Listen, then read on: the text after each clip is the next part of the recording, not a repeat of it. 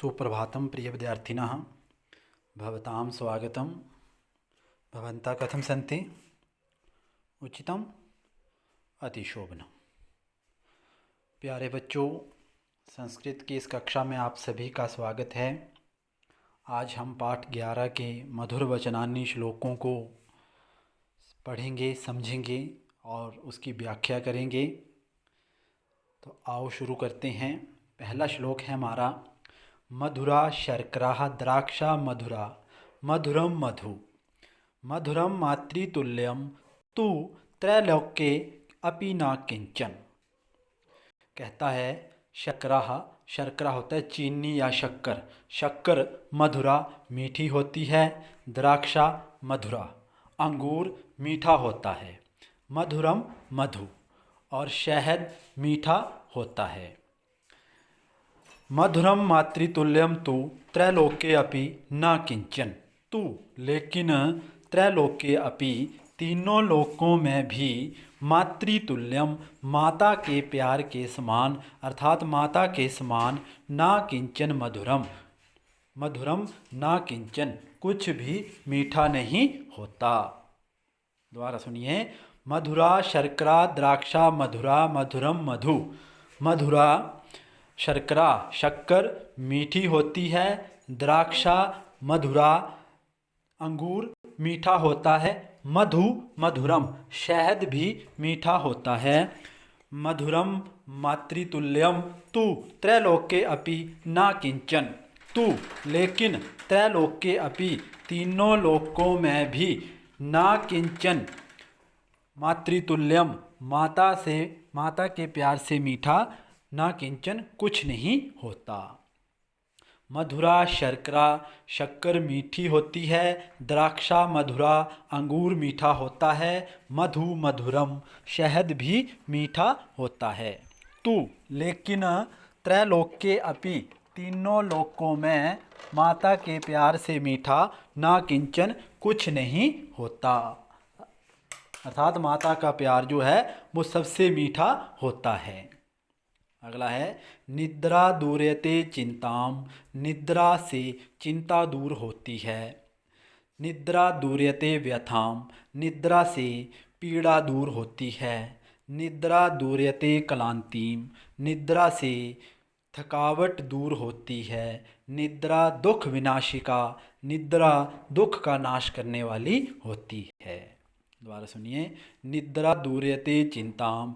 निद्रा से चिंता दूर होती है। निद्रा दूरयते व्यथाम।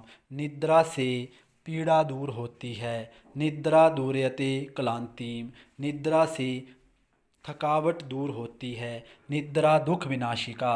निद्रा दुख का नाश करने वाली होती है। अगला है, विद्या वर्धते तेजः। विद्या तृतीय विभक्ति एक वचन है, लत्या की तरह स्त्रीलिंग में आता है विद्या। विद्या वर्धते तेजा। विद्या से तेज बढ़ता है। विद्या वर्धते वपु।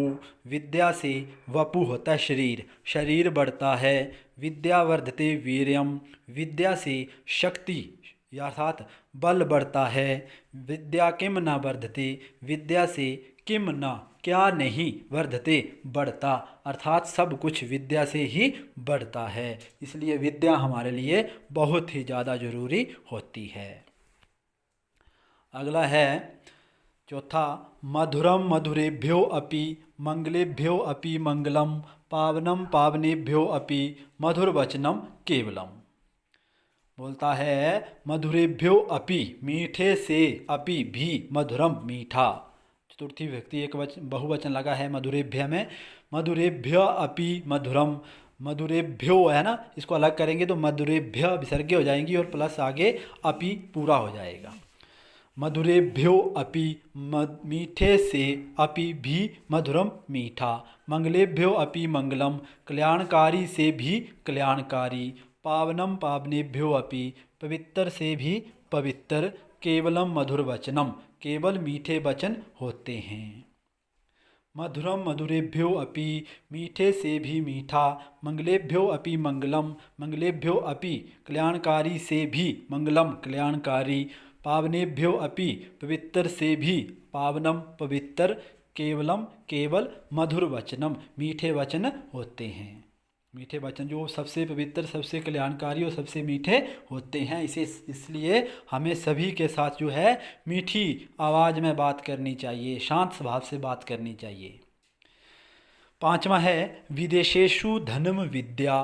विदेशेषु, विदेशेषु में सप्तमी विभक्ति बहुवचन है। विदेश जानने पर विद्या धनम, विद्या जो है धनम धन होती है। जब हम विदेश जाते हैं तो विद्या जो पढ़ाई जो है हमारे पैसे के समान हमारी सहायता करती है। ठीक है, तो विदेशेषु धनम विद्या, विदेश जाने पर विद्या धन होती है। व्यसनेषु धनम मति, व्यसनेषु होता है खर्च करने पर, मति ही बुद्धि धनम धन होती है। जब हम पैसा कुछ भी खर्च करते हैं तो हमारी बुद्धि जो है वो पैसे के समान हमारी रक्षा करती है।